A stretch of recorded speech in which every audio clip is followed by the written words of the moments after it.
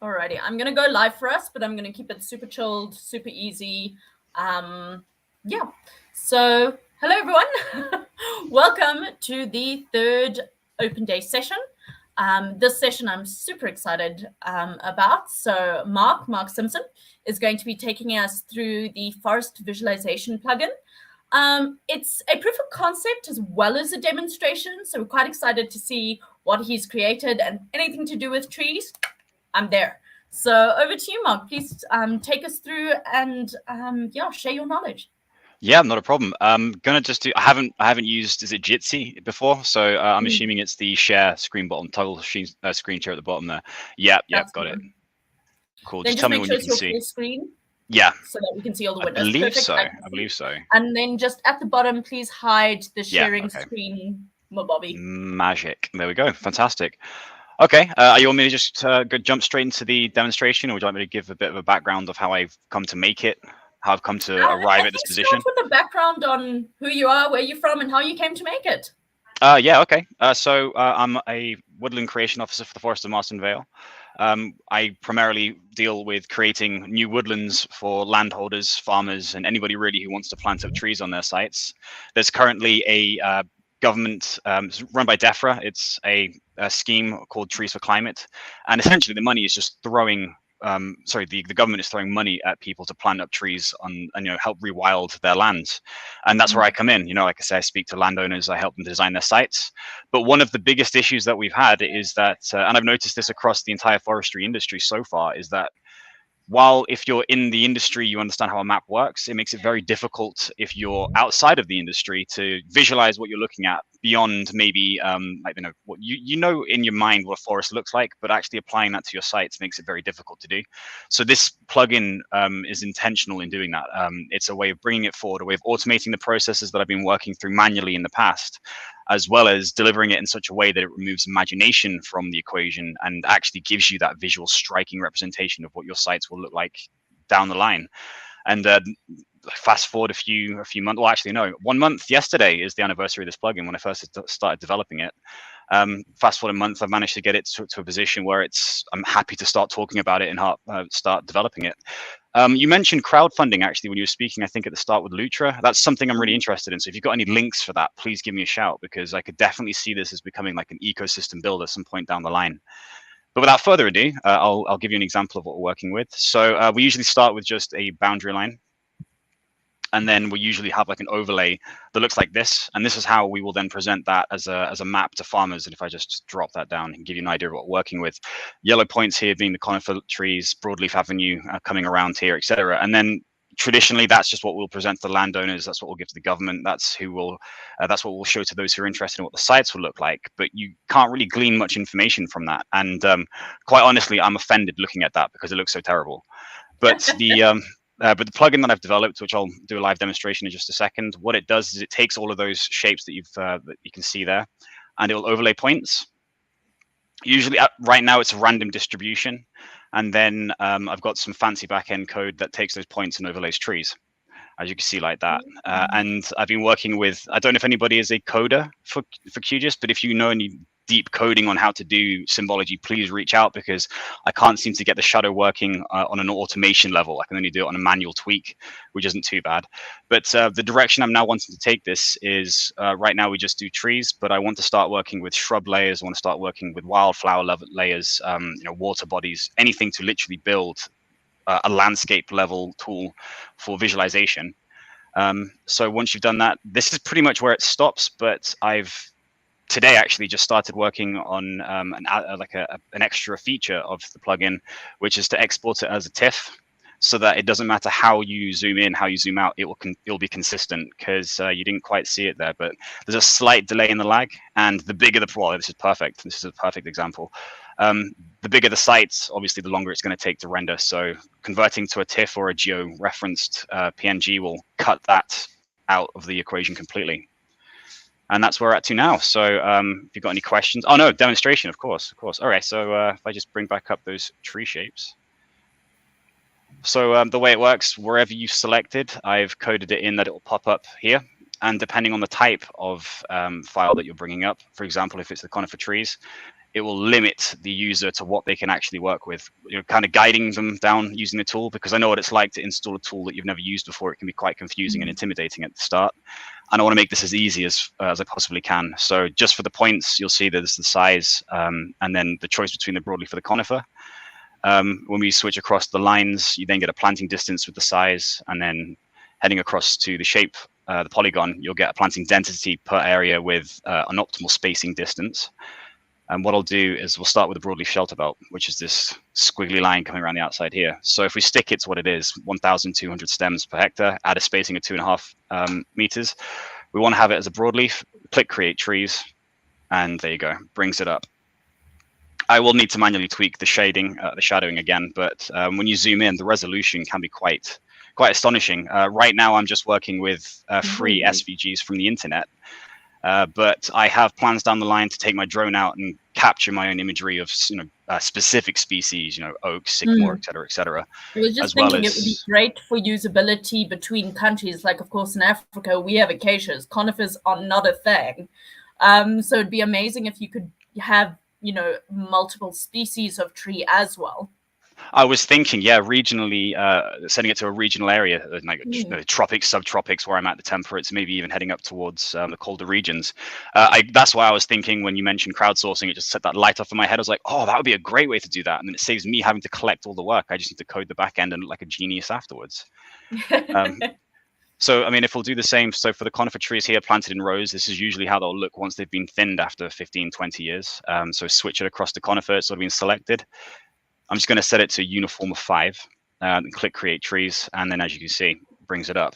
What the plugin also does is it will take, so right now for the broadleaves, there's 10 pictures.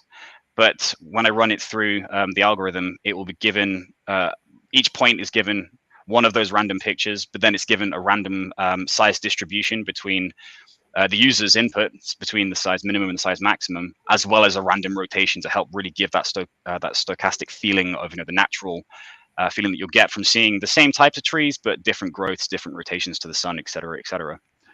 And all of this can be then changed again. So if come across here to the broadleaf avenue, we'll stick with broadleaves and then 5 as the planting distance. So you can see it's got the planting distance there. We can then increase that, click create trees, and it'll increase, obviously decrease as well. So I'm trying to make it as easy as possible for those who are able to use this sort of technology. And ideally, it's the outreach benefit that I can see behind it in order to help convince, well, not convince, but win people more around to the idea of you need to replant your lands. We need to start replenishing the planet right now. And this is what your sites will look like 10, 15, 20, 100 years down the line. And yeah, I think that's everything so far. Like I say, this is still it's still in baby steps. Fantastic. And then you said later on you would do some sort of magic, and there would be flower meadows, that sort of thing as well. Because I think, it's amazing that you're able to visualize it. Like the everyday person can look at it and say, well, hey, in 15 years, this will be really cool. Yes, it's more aimed at, so the idea that I'm kind of coming across with is when I say ecosystem building, I'm obsessed with the idea of permaculture as being an answer for reforestation, rewilding, rehabitat. Essentially, habitat destruction is my battle here. It's not so much, oh, we've got to suck carbon out the atmosphere. It's no, we've got to stop destroying the habitat of all the biota that exists around us. Biodiversity destruction, yeah. Yeah, exactly. That's my fight here. And permaculture, I can see when managed correctly and in a very holistic way can actually increase the carry capacity of biodiversity within a certain area, as opposed to just letting it go wild and maybe managing it with more traditional agricultural or land management techniques. And I'm hoping that this tool will enable that on a global scale, but I'm also hoping that through developing the tool to be able to do that on a global scale, I will learn how to do agroforestry and permaculture and landscape development, all those kind of things too. So it's multi-pronged attack at what I'm trying to achieve here. And I was going to mention, so in regards to the shadows, if we go to the avenue here. Now, the shadows, I was wondering if I could get away with not touching it. However, when you get rid of the shadows, it's night and day in terms of the difference. Completely blown out, whereas you'll get more of a 3D effect. And it's the feature rendering order that seems to be the issue here. But I'm going to get to that. It's mainly the coding. You can be a little bit sneaky and just use another symbol layer offset from the original one. Is that right? And make it look like a shadow if you can't get the normal shadow. One of the issues that I was having when I was rendering the trees is that when I do it programmatically through Python, it would lay one tree, then it would lay its shadow, then lay another tree, then lay its shadow, and as opposed to what it's doing right now, where it lays all the trees and then it does a shadow layer. So do you know if that would be the best approach to what you've just described there? Well, that's a dirty hack that I'm proposing. Isn't that what all coders do, though? They get it working and leave it alone. Yeah. But yeah, we could have if you join the open session after this one, we could have a play around if you want. Yeah, I would really appreciate that if you wouldn't mind. Maybe other people have got yeah, no. Ethan's saying that would probably work. Okay, all right, I'll give that a shot then. Any other comments from the room? Please feel free to ask. But in terms of development, sorry, no, carry on.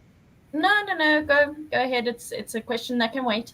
Okay, I was just going to say, in terms of development, I'm still really new to plugins. I started learning them about 3 months ago, just trying to get to grips. I've been a scripter for most of my career, as well as when I was at university. Object-oriented programming was very confusing, but this has started to get me down that route. But any tricks, any tips, any hacks that you've got to get me further down that route would be amazing, and I would really appreciate any input anyone's got. Because I was wondering, Victoria, with your previous work on making those 3D feature symbols, could that not come into making the trees? We could go out and actually scan a tree and make our own symbols. Yeah, I was actually thinking tying it together with the point cloud session we had in the previous one, where the trees looked very, if you could build, I think ODM could build sort of like a tree model from those point clouds and then set them up as symbols in here. That would be a cool thing to look at and see how. Yeah, then you could get like a 3D view of walking through your trees, couldn't you? Walking through the sites that you're developing. Yeah. That's so exciting. I love that idea.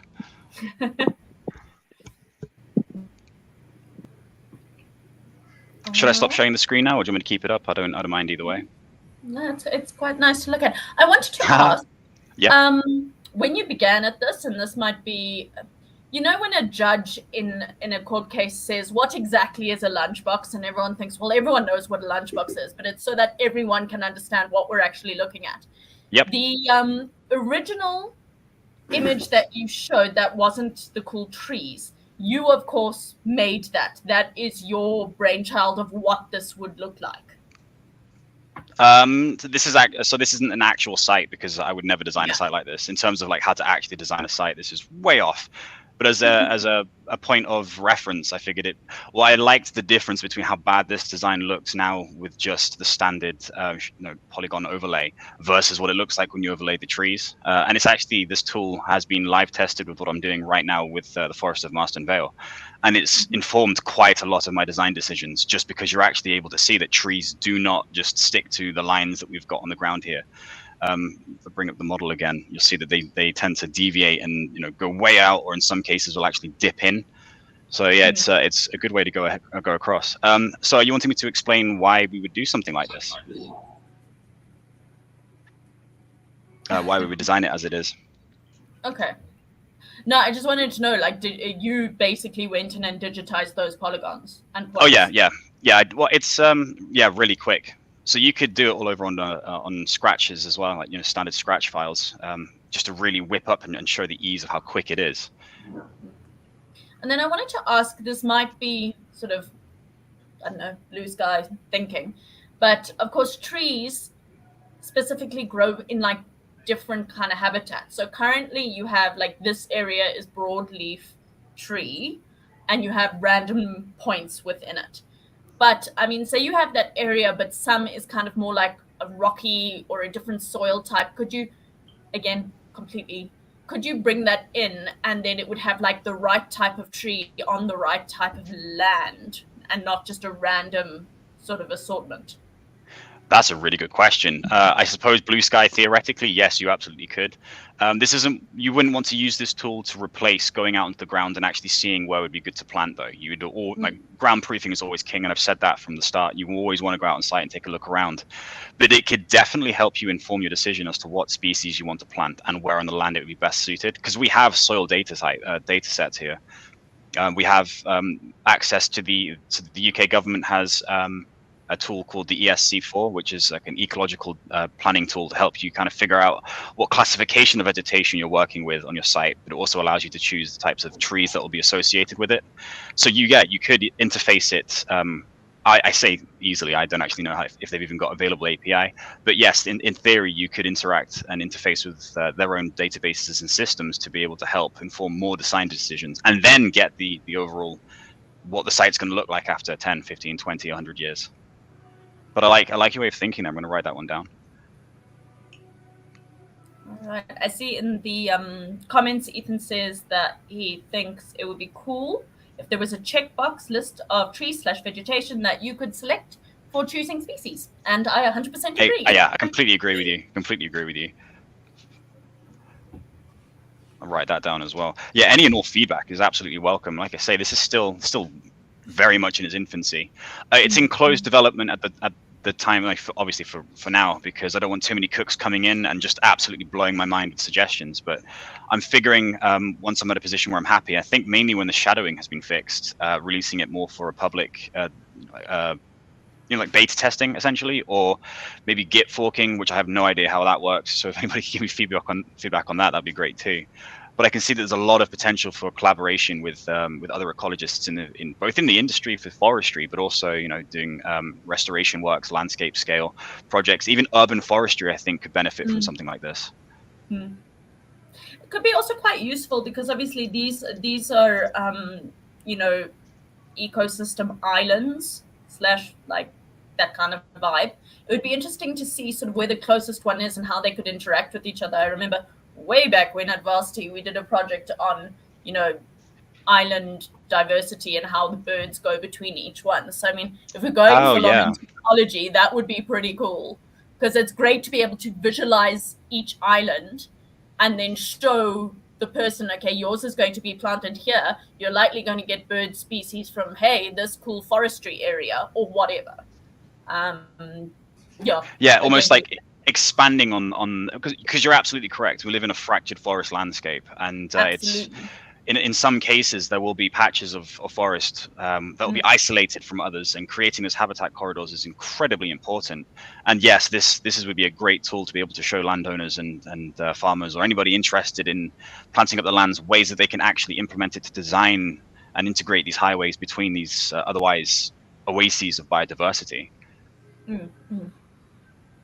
Yeah. Well, as you can see down here to the south, we've got a big patch of this is all broadleaf here, but it looks kind of like there may be some commercial conifer in there.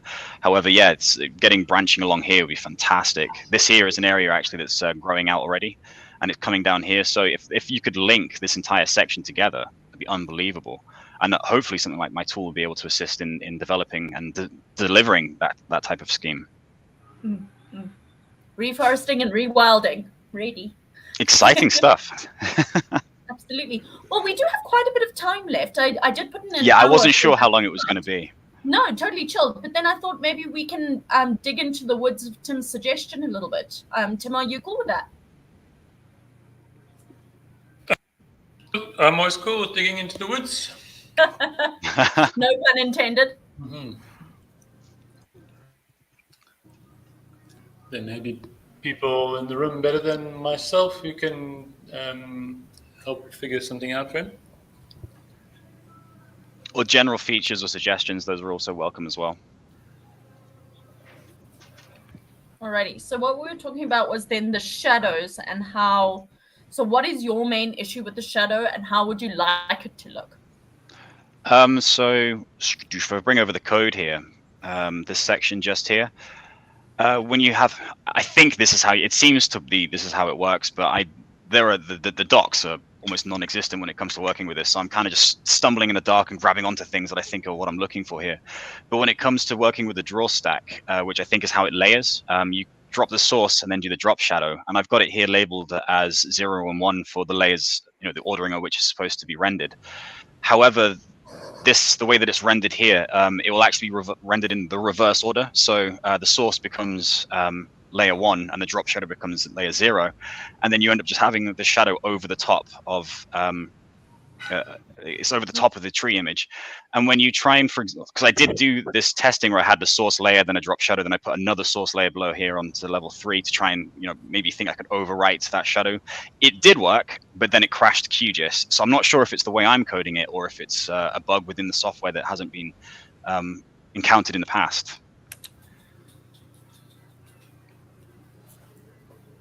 Anybody knows? Yeah, I mean, I wouldn't be surprised. I wouldn't be surprised if nobody knew it. Do you mind just making the screen bigger and zooming in a little bit so we can see nicely? Yeah, no problem. Thank you. All right. So I know, Tim, does it have to do with something with the order in which they're drawn? Why would QGIS crash on that account? No, I don't know that right now, but I think, I mean, if you want to try the dirty hack approach, which is just to make an offset layer, I can show you how to do that. Yeah, that'd be great if you wouldn't mind. I mean, if you can avoid coding, it's usually a good thing, right? So like what you're doing here, you could just make QLRs for, what QMLs for. Those are their like the little saved style file. So that's actually what I've done here. Yeah, so it is all linked to a QML, which I don't think you can actually see. Okay. Oh no, this actually shows you. So you can see, did not mean to do that, but we'll roll with it. You can see that I've got it pre-programmed to specific fields. Didn't just mean to do that. That's unfortunate. That reload. Yeah, there we go. So you can see that it's been linked to certain rotations and sizes and pictures. So I've got that as a QML, and it's the same with the shadows. The shadows all have a default setting, which I then just tweak manually when I'm setting this up for displays of my sites. But what's the way that you suggested it? Well, since you're using a raster marker, it's just basically open your favorite art program, GIMP or whatever you use, and take one of the trees and make a grayscale version of it. Or you have to do it for each marker. You basically give it an associated shadow file, and then you add it to your layers, your symbol layers, and offset it in the direction you want it to go. So like okay. I can do a trivial example here, but you can try to do it on the screen, and we'll all watch along. Yeah, if you don't mind me stumbling my way through it. I always get nervous when I do live demonstrations. You could probably just duplicate the raster image marker and then use a draw effect to desaturate it. Yeah, that's also even better suggestion. Oh, down here. Yeah, so duplicate the raster image marker in the layer in the style. Oh, sorry, I'm with you. Yeah, not duplicate the entire layer.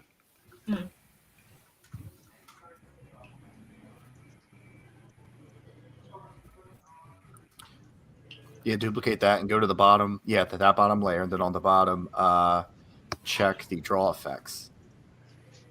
Go in there,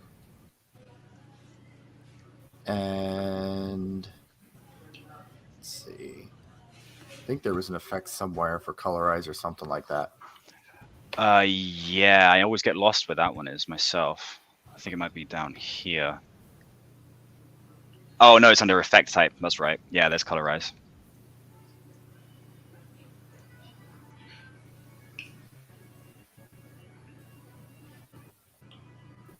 And is it from this that you'd start colorizing it with a grayscale?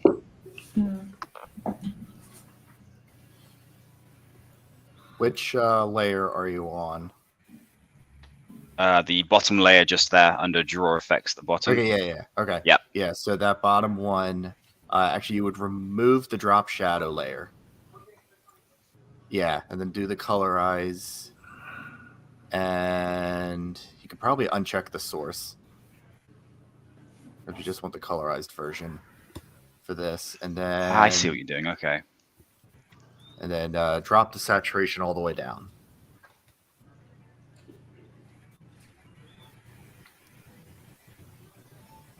I didn't know these tools did this. Thank you for showing me this.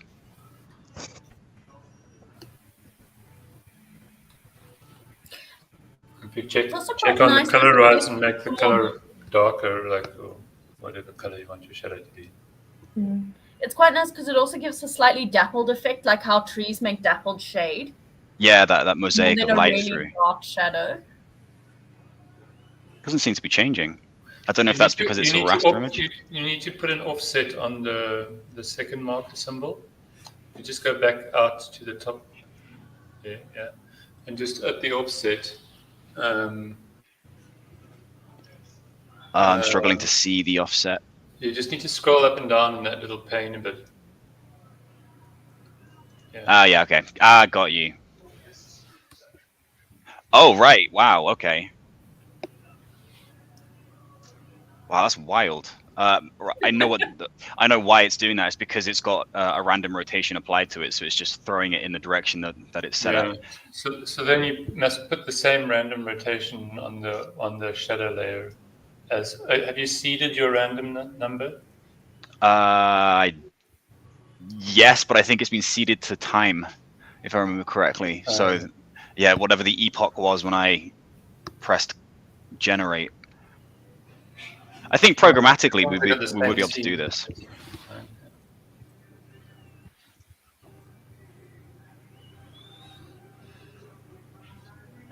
I was maybe thinking I could get it to the rotation there, but it doesn't seem to be there. What happens if I cancel this? Oh, there we go. Okay. Shouldn't the top trees still be green? That's a very good point. So how Go did to we the top marker. Yep. No, the marker, the line that says marker. And then in the advanced little pull down window just underneath your list of layer. I see what happened.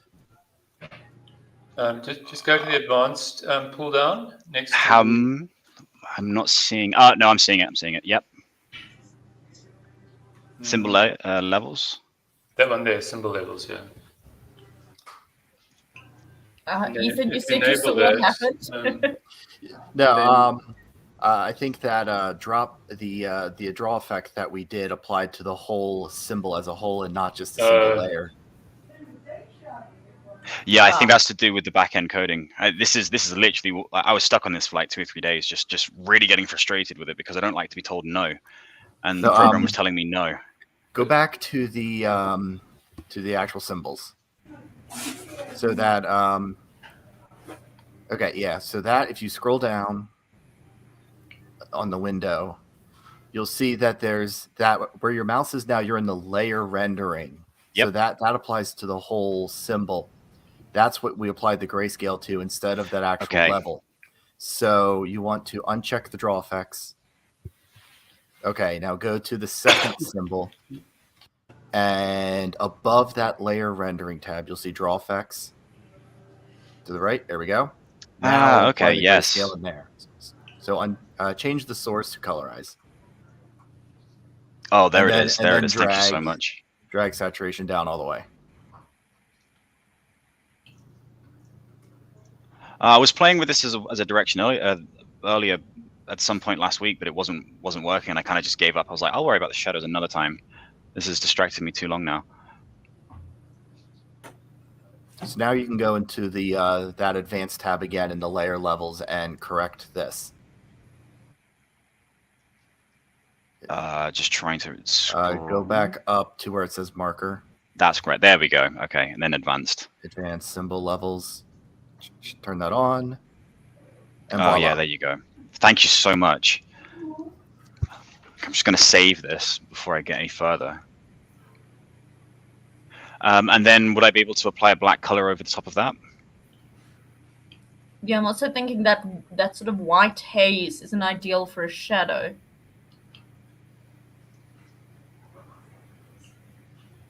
Now you can control the opacity though, that's helpful. You could probably also add a blur to that, to our grayscale layer. Go back in. If you go back in effects, you can add a blur to it.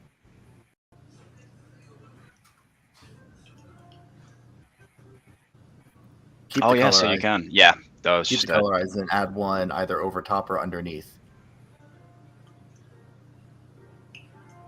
Oh yeah. That actually looks really cool. Oh, I'm gonna have so much fun playing with this. Thank you so much for this assistance. Honestly, yeah, I can see how it's starting to take that effect now.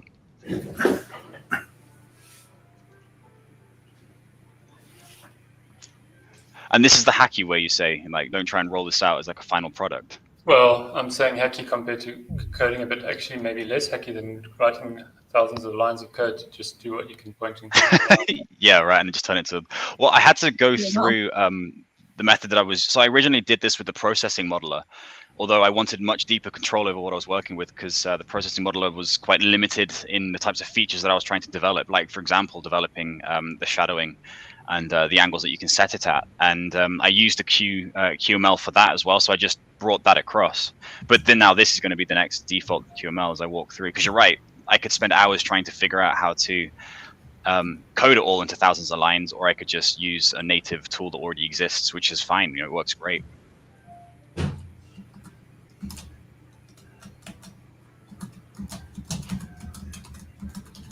We do still have to figure out how to make them a little darker, because I mean, the trees in the image have a darker shadow, so it kind of. There we go. There we go. I knew it was going to be here somewhere.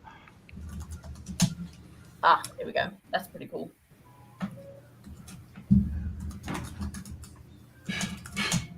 And then I just, yeah, and at this point, then it'd just be playing with it.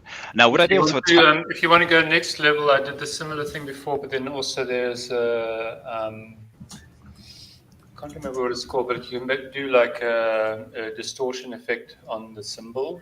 I think it's called. If you go back in the draw, I think it's in the draw effects. I'm just waiting for your screen to come in. Yeah, the transform one. And then you can sort of shear the shadow so it stretches out like a little bit longer than the original is. You'll have to enable that. I'm assuming it's reflecting these, or is what's going to allow us to do that. There's that comes up really big, and you'll see an exaggerated version of what it does. And then you need to check the checkbox in the stack to turn it on. Oh, sorry. Yeah. Okay, that explains why nothing's popping up. Right. Okay. Okay, I see what it's doing there. These normally shadows, I mean, they get stretched out from the thing that they cast from, right? So unless you're on midday sun, I guess. So you want long tree shadows across the ground, then you can yeah shear them off. I didn't know that shear was the way to do that. And again, it's a way. I don't know if it's necessarily the way, but I may be throwing a spanner in the works here, but if you look at all the other trees on the image, then they all have the shadow on the same side. If you look at the shadow on the trees we've just made, one is on the wrong side. It now looks like the sun's coming from the top of the image, kind of to the right. That shadow is on the wrong side of the tree. The rotation for that I was going to worry about another time. However, if anybody's got any answers for that, give me a shout, because I would really appreciate that. That'd be one less thing I need to worry about. Okay, let me hang on. Mika, you wanted to? Am I saying that correct? You wanted to say something? Please just say. Oh, you've muted yourself. You've muted yourself.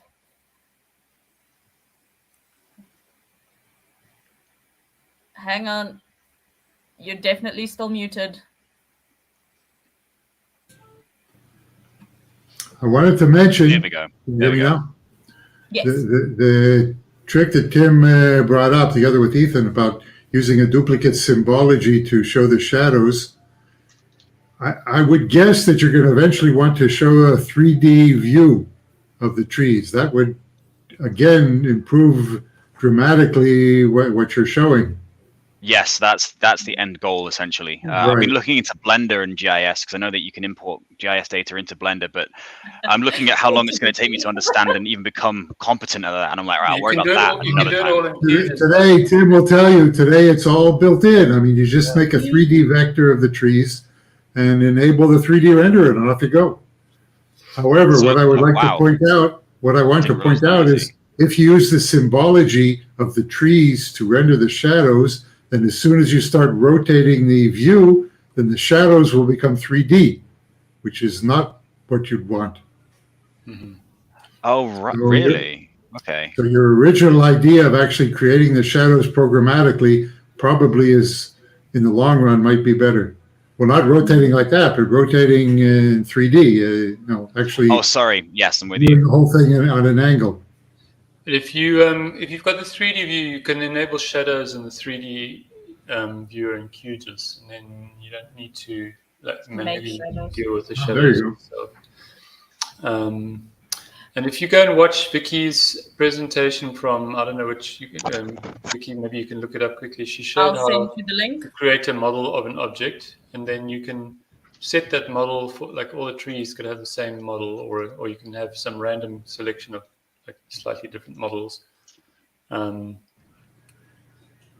Can the you model now file? do that directly in QGIS, or do you still need Blender as a step?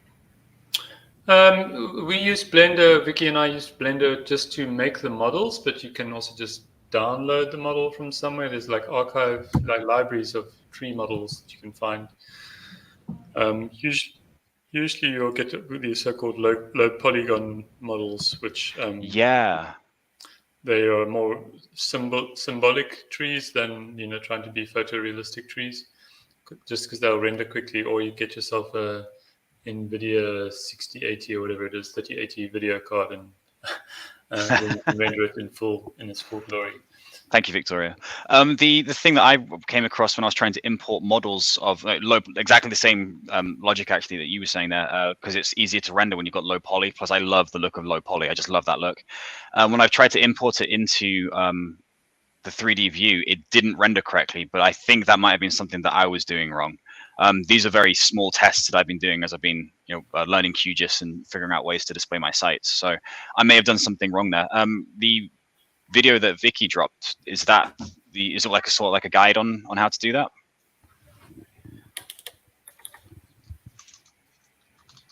So, Victoria, it's a session we did with Tim on. I guess you could use it as a sort of starting point where we created models using ODM from videos, cell phone videos, and then use those models as 3D symbols in QGIS. Okay, good. I'll just copy that link down now then.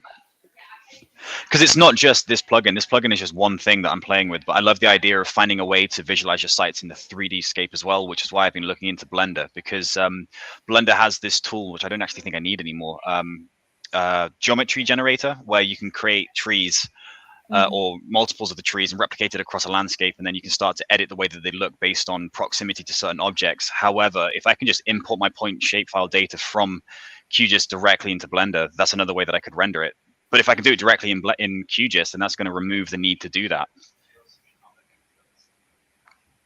Augmented reality, I suppose, is also going to be the next level for this. So if anybody's working on augmented reality for QGIS, please give me a shout, because that sounds super duper interesting. If you like, I'll pull up a screen share just to show you a bit what I was. If you wouldn't mind, Tim, that'd be fantastic. Hang on a sec.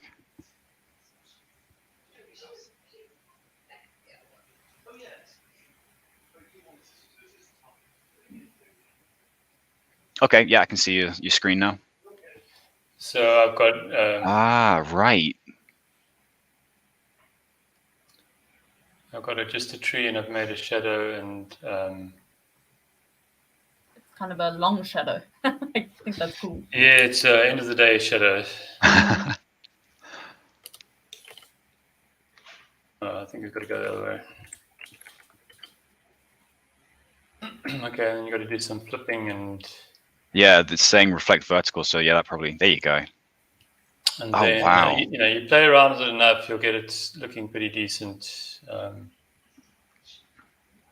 And then make that something looking more tree-like.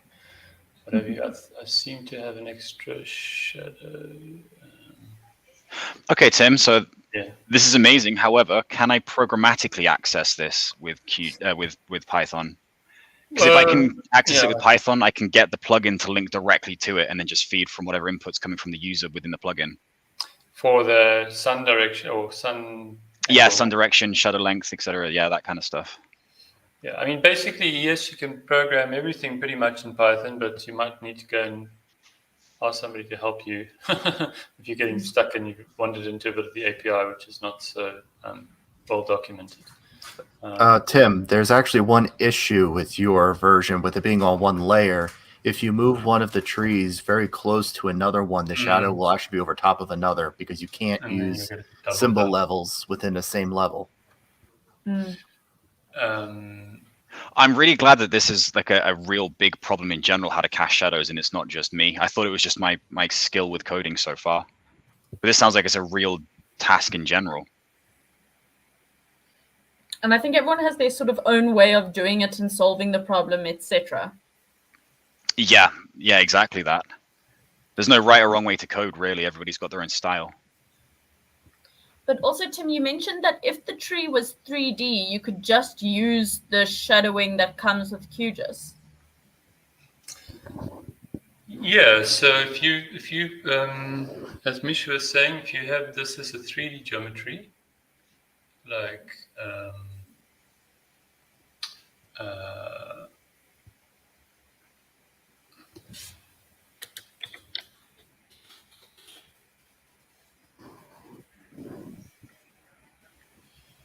with that on, then you can say where it is above the landscape, or you can use the Z, or you can use another attribute like what I've done in my projects.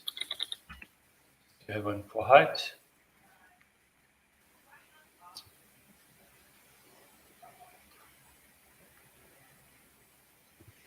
I've never had a nerd out session like this before. This is absolutely blowing my mind. Welcome to the open day. And then when you capture that, you can say this tree is 3 meters tall. Something like that. Let's get rid of this one here.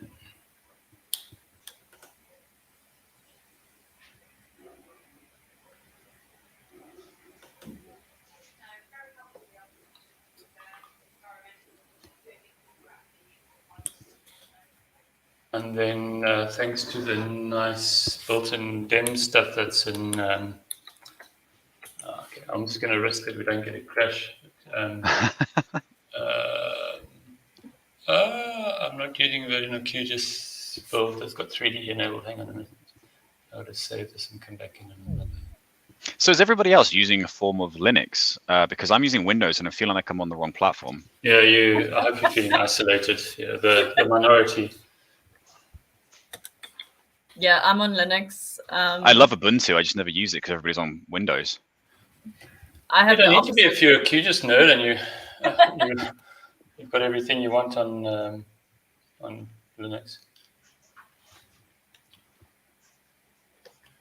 Take that off the screen. Python just seems to work better with Linux anyway. You've got to have so many different dependencies that you've got to manually install for Windows that sometimes it can actually be quite restrictive, especially if you're just trying to get to it without having to do massive setups in the back end. I have to admit that since I started working with Tim and the community in general, I think I used my Windows laptop 3 months ago was the last time. Oh, you should dual boot, and you'll be using it all the time. I like having them separate, funnily enough. I've heard it can start to crash it. Yeah,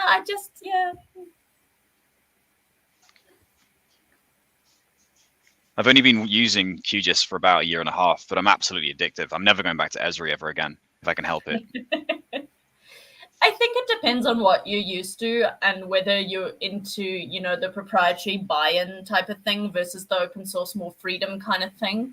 you know, I think there's place for both. Obviously, we're super open source because it's QGIS Open Day, but I think both have their plus points and both have their minus points. But as a QGIS user, I am totally supportive of QGIS, and I love it. And I love how, you know, every time it comes out, there's something new, something interesting, something you can customize. Generally, when the new version comes out, like Tim and a whole bunch of us will do like a feature roulette session, which is always good fun, just to kind of bang on a feature and say, hey, cool, this is new. So, you know, that's what I like about the more open source environment.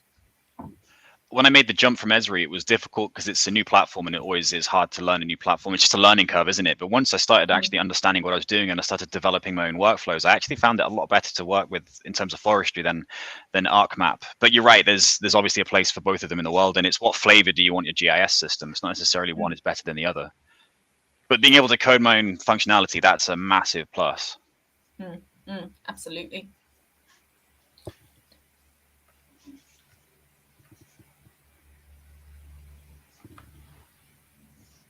Geodatabases is something else I'm starting to get into as well. PostGIS and PostgreSQL, I've really started to try to figure out how that works. Because my directories are good.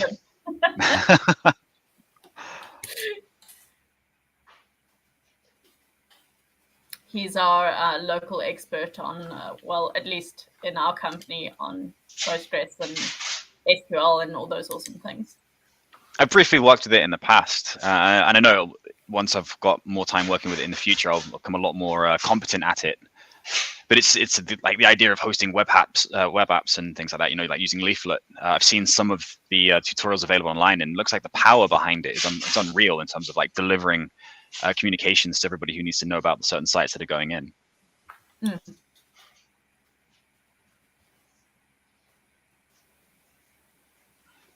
Oh, I'm excited to see how this turns out.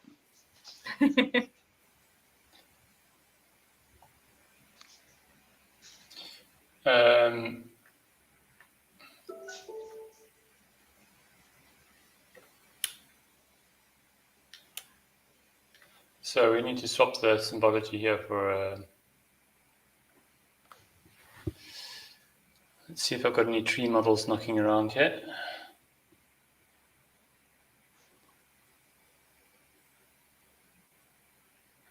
I feel like I should definitely go back in and start playing with the 3D modeling again.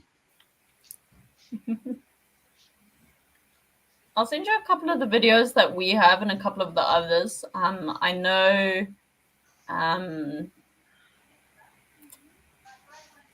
his channel name jumps out of my head at this very moment. But there's some really good stuff out there on the 3D things and using Blender and QGIS only and that sort of thing. So if you want them, I'll email them to you. I would really appreciate that. Thank you, Amy. Every time I learn something new about QGIS, it never quenches the thirst to learn more stuff. I then become thirstier. So any information is welcome information. I think Mokathian's in the room, and when we were doing some training in his side of the world, I warned everyone at the beginning of the training that it's addictive and they're not going to be able to stop.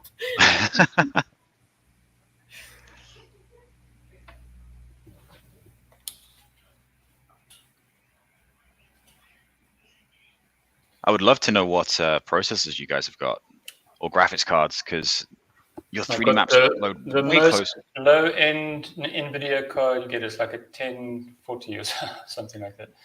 So nothing fancy. But I've got. It seems like it's rendering really quickly. Well, is it more optimized for Linux? In its defense. So there I got 3D shadows, and they should behave properly. I think the shadows is still a bit of a work in progress. You can ask Bell. Just saying, I see. Yeah, I see what you're talking about now. Yeah. You get a bit of artifacting and stuff, but I would set up a different base layer, get a decent elevation model, and then it's probably clipping in the height. I don't know why the shadow got sent so far away from the object. So some of the things that are in here are a bit esoteric, because if you that's the perfect word for it. esoteric. On what you choose, you get different ability to set the height of the thing. I'm just trying to remember where it is now.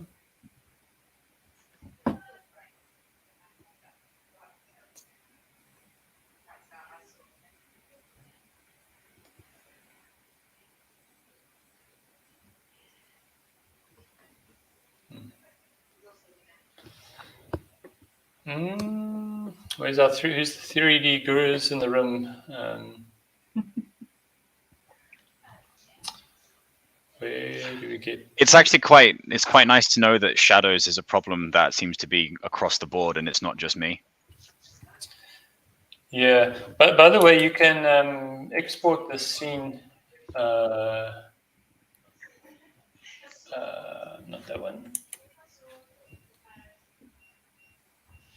Maybe you have to go back to the docked one here.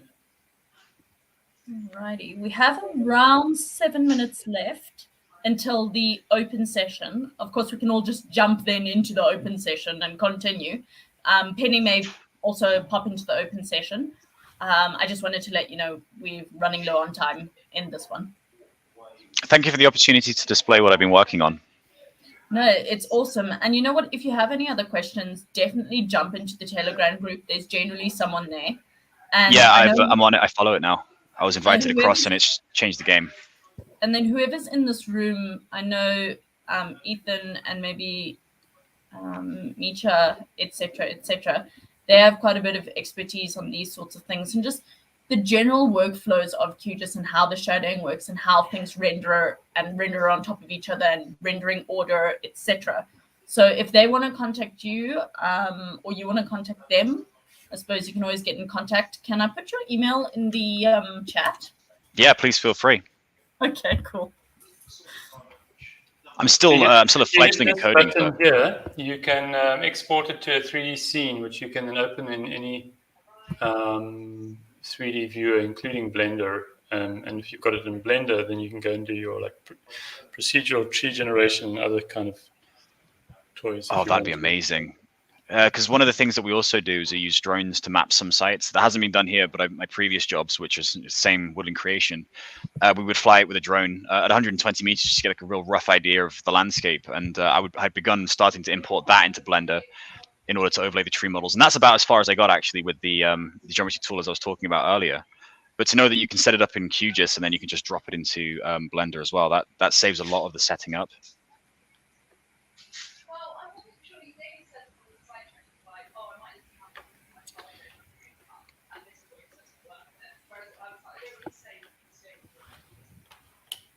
And considering it's free as well, QGIS has some fantastic features to it.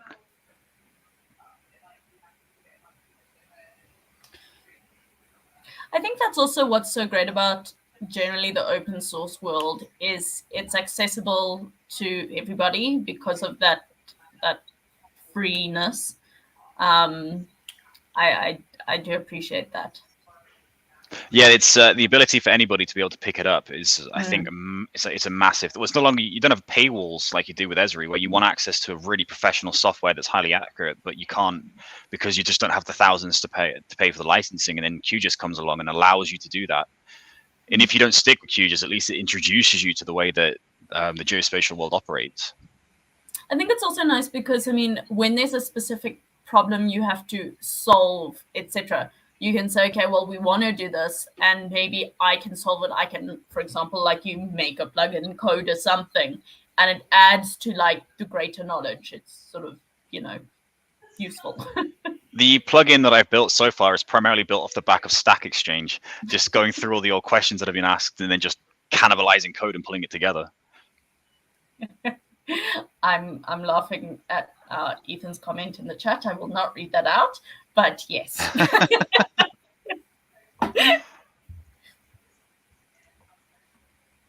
We're trying to people, even though I am that's pretty funny, Ethan, but you're right.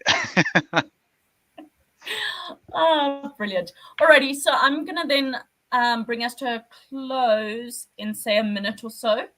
And Tim, if you don't mind hopping over to the open session, and all of you, whoever's in the room, And whoever is online watching us from YouTube, please feel free to jump into the open session. Thank you, Mark, for showing us your awesome plugin. Thank you guys for letting me show it. Mark. No, I appreciate it, honestly. It's been lovely speaking to everybody, and I really appreciate the help. Brilliant stuff. I was going to show you a 3D fly-through of St. Lucia just to make Mark Cathian feel not like his country doesn't get neglected, but it's not loading. So, well, let's jump into the next session in the open session, and we'll see it there. Thanks, everyone. I'll jump across. See you all soon. Cheers.